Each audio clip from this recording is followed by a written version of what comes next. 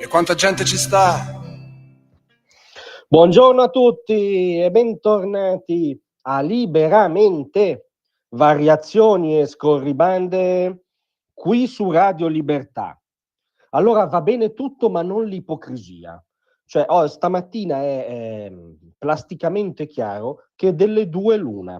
O ci va bene che governi un ordine dello Stato, fattosi corporazione a sé stante, scissa dal controllo democratico popolare e che non ha il compito di esercitare il potere esecutivo in un corretto assetto istituzionale, comunque governi, oppure pensiamo che dovrebbe governare chi deve esercitare il potere esecutivo in una democrazia liberale contemporanea, cioè appunto il governo, espressione del consenso fornito dagli italiani in libere elezioni. Tertium non datur, cioè non possiamo fare finta dopo questa palese, smaccata, incontinente invasione di campo della Corte dei Conti a proposito del ponte sullo Stretto di Messina.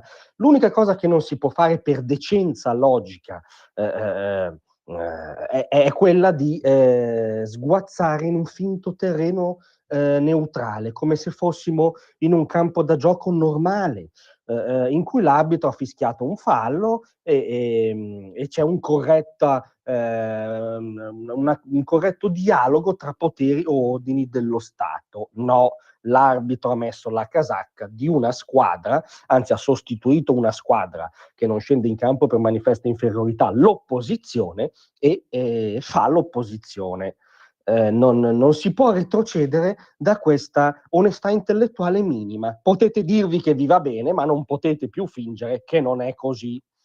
Ebbene sì, perché il tentato perché il governo e il ministro Salvini in primis per fortuna hanno detto che andranno avanti, perché le priorità strategiche di un paese le decide un governo su mandato degli elettori, non quattro togati negli uffici, ma il tentativo di fermare il ponte della Corte dei Conti è chiaramente capzioso, anche perché avviene dentro una tempistica.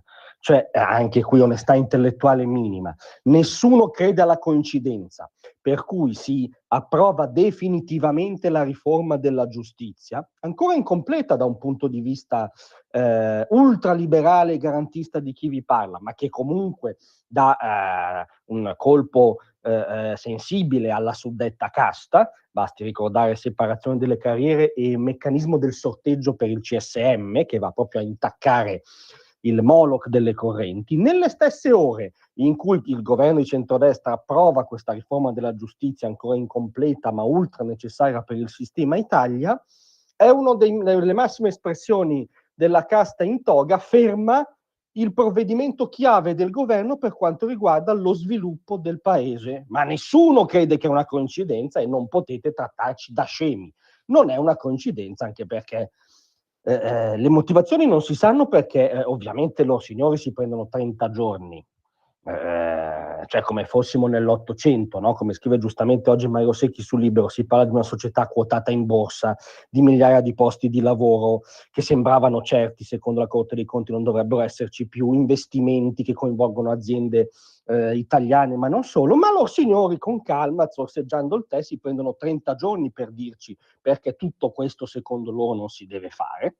Ma in ogni caso, da un punto di vista formale, si sa che la Corte avrebbe ravvisato gravi profili di illegittimità nella delibera del Comitato Interministeriale per le Grandi Opere, che il 6 agosto aveva approvato il progetto definitivo. Insomma, siamo all'apoteosi del cavillo, all'azzecca-garbuglismo elevato a metodo di controgoverno rispetto alle priorità del governo legittimo. Tra l'altro ci sono poi dei dettagli, che dettagli non sono, francamente surreali, per cui i giudici si sarebbero lamentati dell'avvenuta trasmissione di atti voluminosi attraverso link.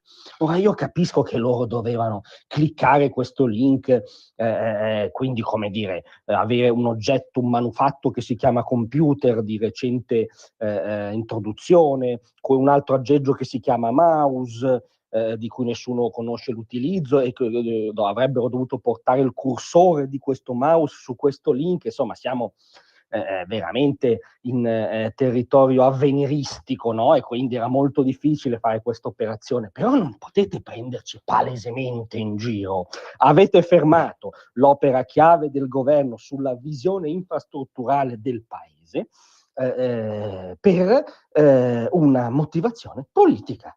A meno che si creda al cavillume e al fatto che i link nel 2025 costituiscano un problema, ma anche qui non si può insultare palesemente l'intelligenza degli italiani, oppure è chiaramente uno stop politico pretestuoso. Sereni, diciamolo chiaramente, c'è chi pensa che debba governare un ordine ormai palesemente fuori controllo, in tutti i sensi anche letterale, cioè fuori dal controllo del demos che solo fonda una democrazia autentica.